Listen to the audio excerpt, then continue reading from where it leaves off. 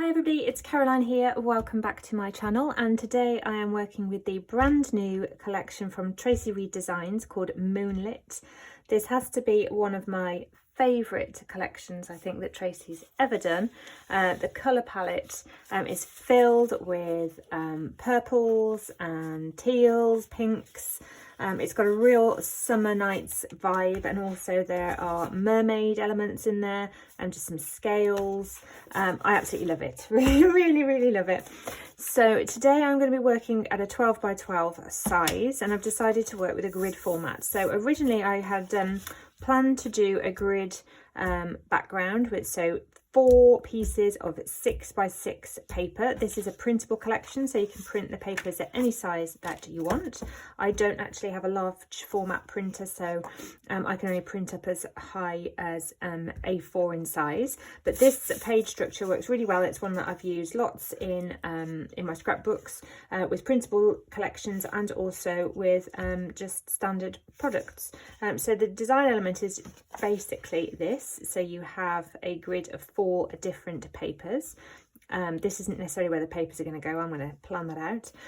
But I might actually trim these papers down, which is why I've pulled in this piece of cardstock and have a little bit of a border around the edge, because I don't normally do that. And I quite liked the way I just happened to pull out a piece of kind of lilac-y purple from my stash, and I really like the way that looks with that grid around the edge, with the border around the edge. So I think that's what I'm probably going to do. So I'm probably going to just trim these down from the 6" to 5.75 squared. So that's my plan for my background.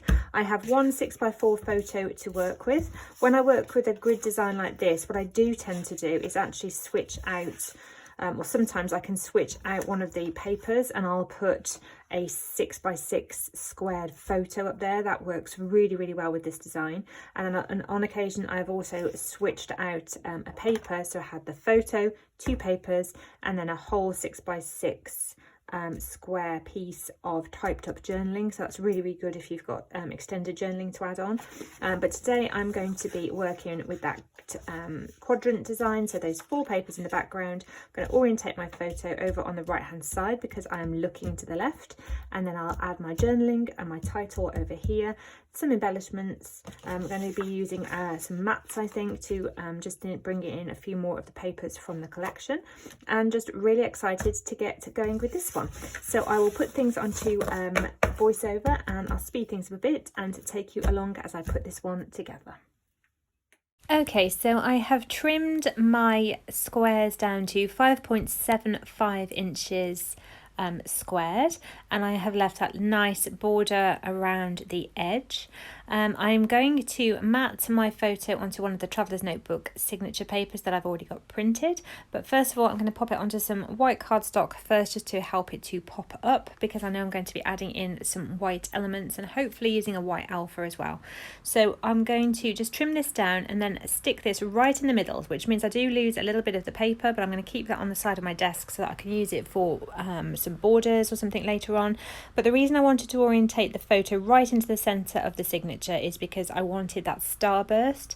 Now I am trimming off quite a lot. You can still see the starburst effect behind the photo close up, but the great thing with these printable collections is that if I want to use this this paper again and have more of that starburst showing, then I can just reprint it. So I'm inking the edges there with a distress ink, just because I really need to buy some new trimmer blades, and they are starting to tear my papers a little bit. So I just wanted to just ink the edges there so I had a nice clean blue line around my edges. Now I want to have my title over on the left hand side, so I want somewhere for that to sit on. So I've got a 3x4 pattern card from the collection here, and I also want to have a border strip underneath my photo so that everything is grounded and sitting on something. So I wanted this combination of colours. I wasn't sure whether at this point to use the large bouquet paper as the border, which is what I'm going to decide to do, or whether to use the pink, but I do go with this paper and the pink as that grounding place for my title and my journaling. I love this viscous punch, which I've used for my border. I've had it for absolutely ages, and I'm just inking the edges with this distress ink again because of those paper tears, and I must buy some new blades after I have uploaded this video. So just lightly tacking down the photo until I know exactly where I want the border strip and that 3x4 card to go, and then I will get just have to change my adhesive and then get everything stuck down nice and snugly before I come back in and start to really embellish this lovely this layout. There will be a lot of that border strip hidden under my embellishment clusters, but again, I'm fine with that because one of the great things with these printable papers is I can just reprint things.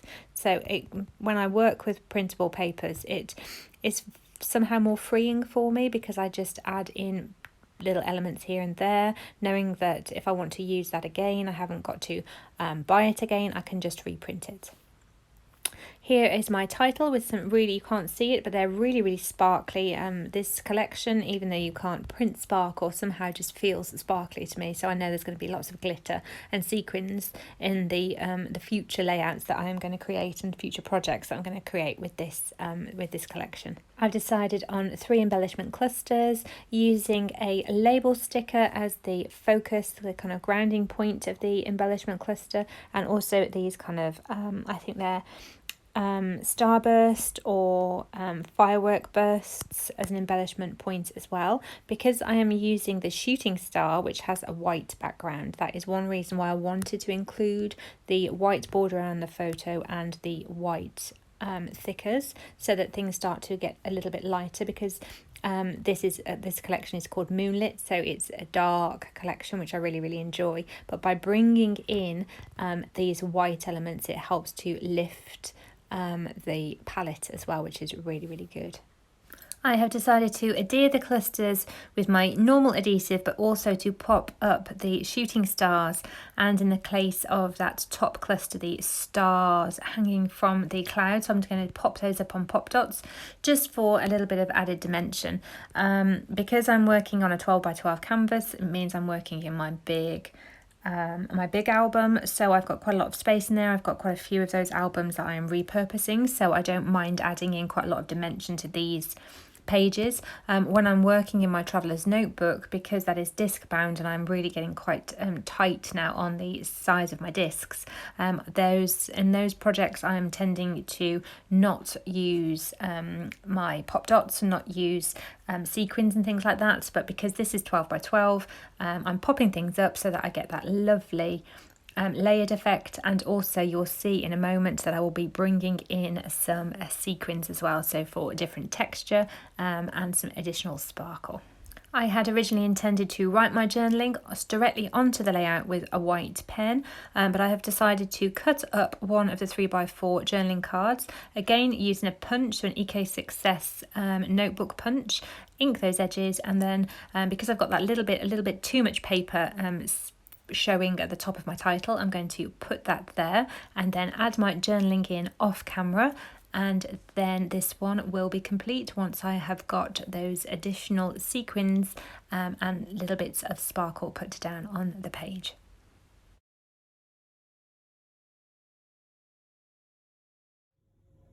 And here I have the finished layout minus the journaling.